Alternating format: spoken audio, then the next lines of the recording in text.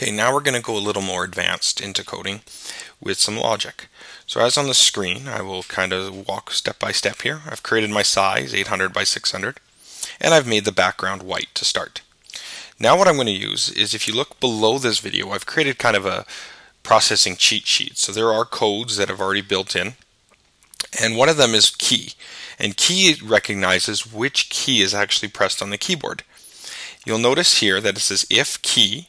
Now, not equals, but two equal signs. Two equal signs is kind of like the biconditional that we've talked about before.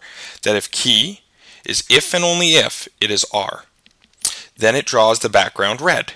If key is B, then it draws the background blue. And if key is G, then it draws the background green.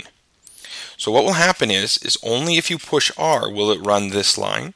Only if you push B will it run this line. And only if you push G will it run this line. So if we run it, you'll see it starts as white if I hit red, green, and blue. And of course I can just switch around with the buttons and you can see different colors showing up. Now, let's go a little more advanced. Alright, now I've changed my code and I'm going to talk about a common mistake that some people make in just that how processing works. So here you'll see it says if key is R or key is B, I want you to make a background that's random red, a random amount of green, and a random amount of blue.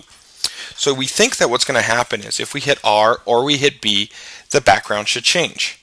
And it should change once. But watch what happens when I hit R. When I hit R, it's going to flash. And I just won't run it too long so we don't get a seizure here. But what ends up happening is it's saying that actually key is not what key is pressed. It's actually reading what is the last key that's pressed. So as long as R is the last key that's been pressed, it keeps running this every single loop. So what we have to do is we have to add a line of code in here that says only if it is pressed once do we want it to change. And how we do that is we use the Boolean, which means true or false, code, which means key pressed. So what I'm going to do is I'm going to put another set of brackets around this, meaning this is an OR statement, so if this or this is true, and key is actually being pressed. This means that if the key is R or it's B, as well as any key is pressed, then this will happen. So now you're going to notice, as long as if I just hit it once, now if I'm holding it, you'll see it flashes, but the moment I let go of my finger, it's going to actually just stop. And so there's an example of how we can use ORs with ANDs and IFs all together. Alright, now we're going to learn how set theory actually comes into processing as well. So here I started again with a size of 800 by 600, a simple white background. And you're going to notice I drew the background in again here. And the reason I did that is, so now when every time it loops, it draws the background and then it draws an ellipse. So this way we're only going to see one ellipse. And you'll notice the ellipse follows the mouse X and the mouse Y. And it has a width and height of 40. Alright, now we're going to declare some variables finally. Variables are used as a way to kind of manipulate certain values every time the processing runs. And so one thing I'm going to want to do here is I'm going to want to change the width and the height as I go. So what I'm going to do is I'm going to declare some variables. How the declaration of variables works is first we have to tell processing what kind of variable it is. Now under this video I have kind of a cheat sheet on what kind of different variables you can declare. I'm going to use the declaration float. What float is it's declaring the next variable to be any kind of rational number. And so what I'm going to do, just kind of as a cheat, is EH to stand for ellipse height. And I'm going to put that equal to 40. And then I'm also going to give EWidth equal to 40 and allow it to take on any kind of rational number as well. Now if you remember, it goes width then height, so the width and then the height. So now you'll notice that there's actually no change. The width and height are still both 40 each. And the reason is that when it says EW, processing refers back to this and says, oh, EW is 40. But now what we're going to do is every time it runs, we're going to change the height and width. And I'm going to change the height such that it actually adds 1 to itself every time. And we'll change the width so it adds, say, 2 every time. So the first time it runs through, the width and height will be 40. But then the height is going to change to 41 and the width will change to 42. Then it runs again, the height will now become 42 and the width becomes 44.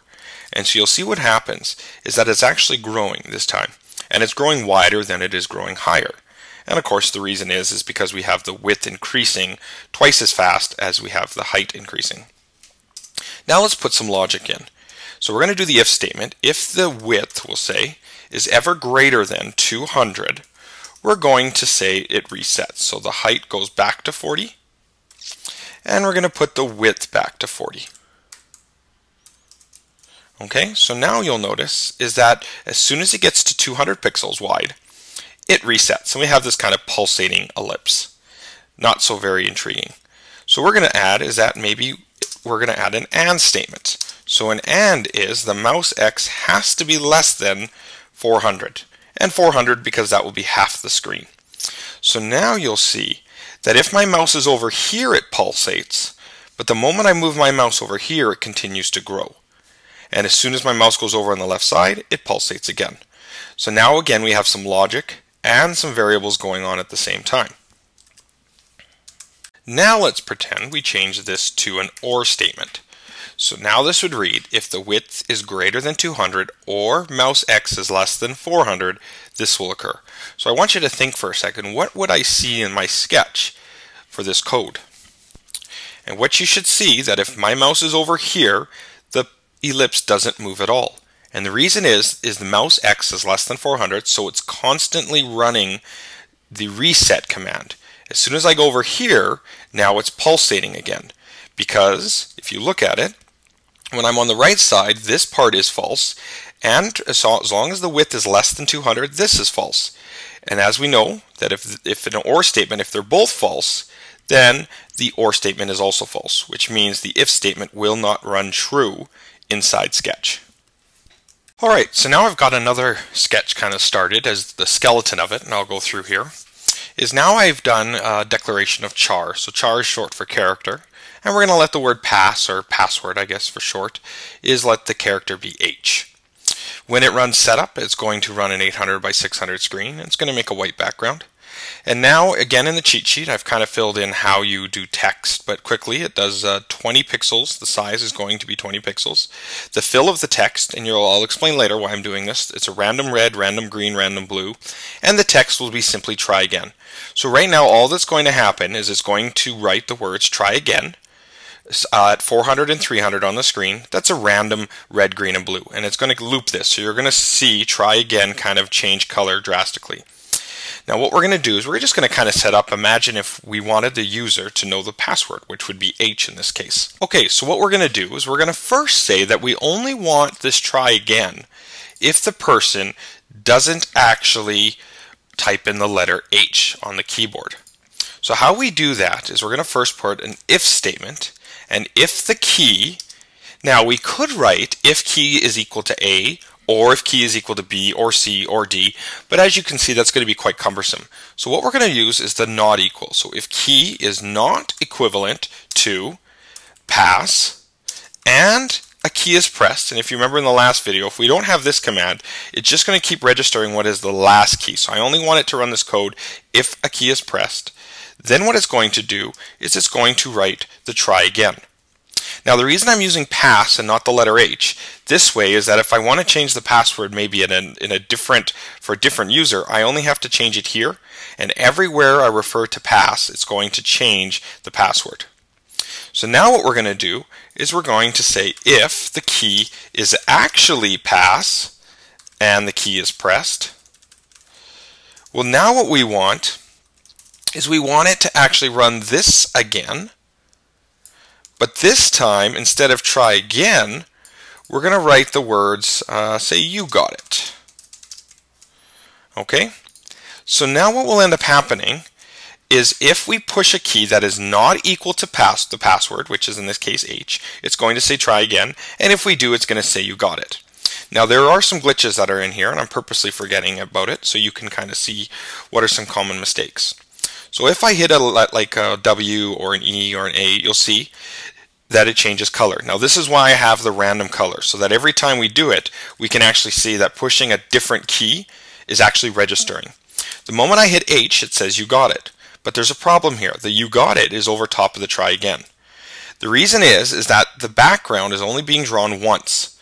So what we actually want is before it draws try again, is I'm going to get it to draw the background every single time.